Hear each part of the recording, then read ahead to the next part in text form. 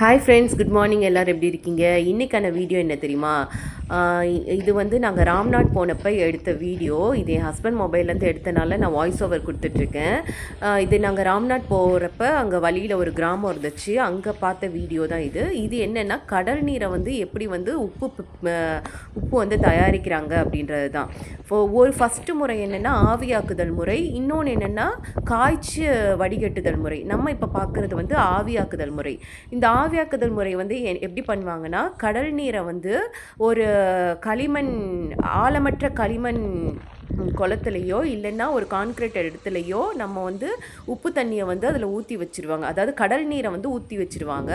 அது வந்து எப்படின்னா காற்று மாசுபட்டு சூரிய ஒளியாலேயும் காற்றுனாலையும் அது என்ன ஆகுதுன்னா ஆவியாகி அதில் வந்து உப்பு மட்டும்தான் அந்த குளத்துல மிச்சம் இருக்கும். இதைத்தான் நம்ம வந்து ரொம்ப வருஷமாக ஃபாலோ பண்ணிகிட்ருக்காங்க.